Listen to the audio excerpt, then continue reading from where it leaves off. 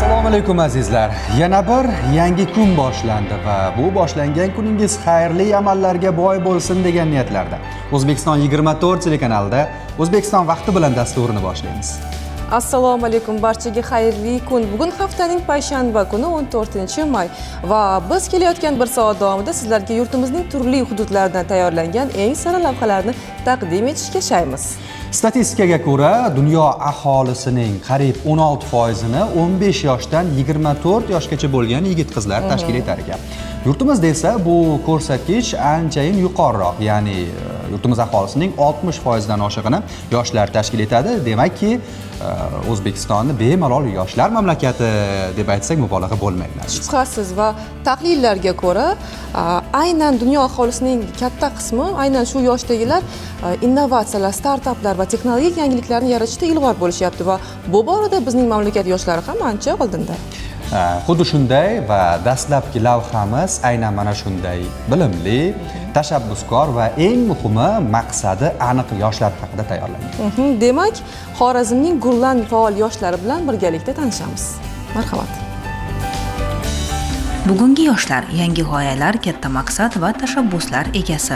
Ilmga intilgan, chet tillarini o'rganayotgan, kitobxonlikni targ'ib qilayotgan va mahalla hayotida faol ishtirok etayotgan yoshlar jamiyat taraqqiyotining muhim kuchiga aylanmoqda.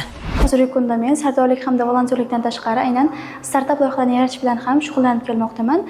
Hozirgi kundagi startaplarim bir qancha xalqaro e'tiroflarga ham sazovor bo'ldi. Nafaqat respublika, balki xalqaro bosqichlarda ham faxrli o'rinlarni egallab, turli xil tashkilotlardan grantlar yutishga ham sazovor bo'ldim. Misol qilib aytadigan bo'lsak, 2025-yilda EcoExpo Central Asia xalqaro startaplar pavilyoni tashkil etildi.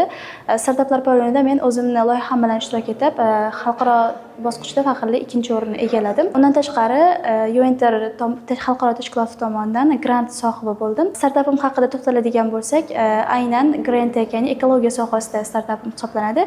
Ya'ni ekologiyaga zarar bermagan holda ekologik chiqindilardan, qishloq xo'jaligi chiqindi resurslaridan aholi uchun kerak bo'ladigan zaruriy buyumlarni, mahsulotlarni tayyorlashdan iborat. Hozirgi kundagi chiqindi sifatida qayrilayotgan sholg'i hibig'idan o'g'il dorisi hamda bolalar salomatligi yostiqchasi, qog'oz va plastik aralashmasidan tayyorlangan hozirgi salafan paketlar o'rnini bosuvchi EcoBag sumkachalarni yaratishni ham yo'lga qo'yganmiz.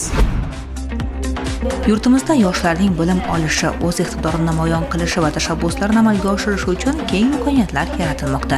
Eng muhimi, bu imkoniyatlar nafaqat shaharlarda, balki chekka hududlarda yashayotgan yoshlarni ham qamrab olmoqda. Zamonaviy platformalar, ta'lim dasturlari va yoshlar siyosati esa ularning orzu va maqsadlarini ro'yobga chiqarishda muhim omil bo'lyapti. Biz har bitta maqsaddan faqatgina bitta muammoni yechishga emas, bir nechta muammoni yechishga harakat qilyapmiz. Masalan, hozirgi kundagi yaratilayotgan qog'ozlar daraxtlardan katta ko'pchilik yog'och va daraxtlardan tayyorlanadi. Bu esa ekologiyaga zarar.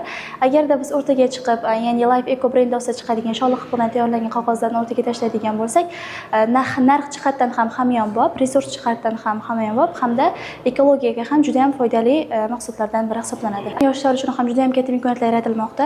Xususan 30-iyun kuni prezidentimiz bilan yoshlar uchrashuvida shunday ta'kidlab o'tdiki, aynan 2025-2026-yilda startap sohasiga juda ham katta e'tibor qaratilishi hamda turli xil ventures fondlar yo'lga qo'yilishi, grantlar ajratilish bo'yicha ham katta imkoniyatlar yaratish haqida. Albatta bu har bitta yosh uchun, har bitta innovatsion g'oyani yo'lga qo'ymoqchi bo'lgan yoshlar uchun juda ham katta muvaffaqiyat va imkoniyatlardan biri hisoblanadi desam adashmagan bo'laman. Shu sababli startap sohasiga qiziquvchi yoshlarning soni birmuncha oshdi. Yoshlar uchun yaratib bergan imkoniyatlar uchun albatta yurtboshimizga alohida minnatdorchiligimizni bildirib o'tamiz.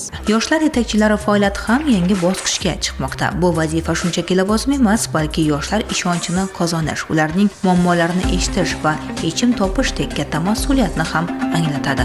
Mahallalarda amalga oshirilayotgan loyihalar, sport va ma'naviy tadbirlar yoshlarning bo'sh vaqtini mazmunli tashkil etishga xizmat qilmoqda.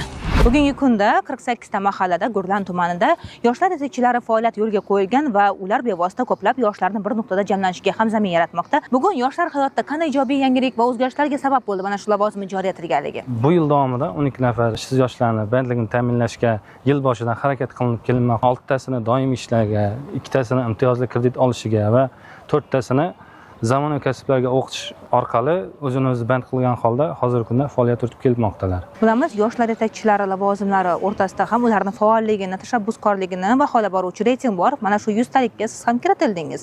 Mana shu e'tirof bugun sizni qanday bir yangi maqsadlar, marralar sari yetaklayapti? Bu men uchun bir imkoniyat va mas'uliyat hissini uyg'otadi. Sababi bundan keyingi faoliyatimni yoshlar orqasida kengroq targ'ib qilib, bundan tashqari yoshlar o'rtasida zamonaviy kasblarga hamda ularni xorijiy tillarga jalb qilishga, o'qitishga, ularni o'rtasida marralarni zabt etishga targ'ibot tadbirlarini olib borishga bir imkoniyat tug'diradi. Sababi hozirgi kunda yoshlar o'rtasida bo'sh vaqtini mazmunli tashkil qilish maqsadida 5 tashabbus olimpiadalari ham o'tkazilmoqda. Bu yilgi rejamiz nasib qilsa 5 tashabbus olimpiadasida 3 ta yo'nalishda voleybol, milliy kurash, stol tennisi yo'nalishida respublika darajasida yuqori o'rinlarni egallab, mahallamizda universal sport majmuasi qurdirish maqsad qilganmiz.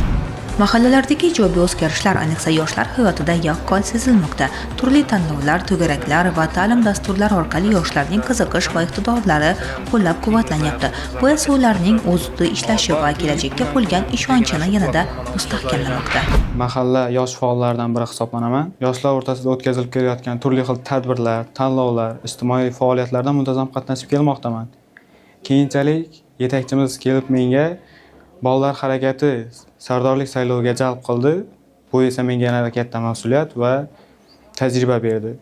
Bu faoliyat orqali men yoshlar bilan ishlash, ularning fikrini tinglash, jamiyatdagi o'rnini yanada faolligini oshirishga harakat qildim. Mahallamda, keyinchalik tumanda media va matbuot sohasida sardor qilib tayinlandim. Hozirgi kunda biz tuman sardorlari yordamida bolalarga kerakli bo'lgan loyihalar, ya'ni USCHES, Mutolaa, Ustoz AI yo'nalish targ'ibotlarini olib bormoqdamiz. Bu platformalardan o'zim ham keng tartibda foydalanib boraman va bu platformalarni boshqa bolalarga ham targ'ib qilib bormoqdamiz.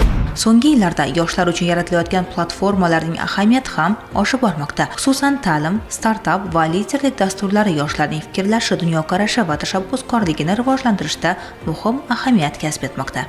Yurtimizda O'zbekiston Bolalar Tashkiloti bolalar harakati sardorlari faoliyatini rivojlantirish negizidagi islohotlar davomida ayniqsa Ustoz AI ilovasi targ'ibotiga juda katta urg'u berildi. Buning natijasida esa tumanimizda Ustoz AI platformasi orqali bot yaratish va mobilografiya kurslarini tamomlagan o'quvchilar 15 tadan ortig'i daromadga chiqishdi. Bundan tashqari Ustoz AI, USCHES, Qizlar akademiyasi, Ibrat farzandlari loyihalari ham keng miqyosda targ'ib qilindi. Buning natijasi esa Ibrat farzandlari loyihasida til o'rganib, sertifikatga ega bo'lgan yoshlarimiz soni ham 20 tadan oshdi.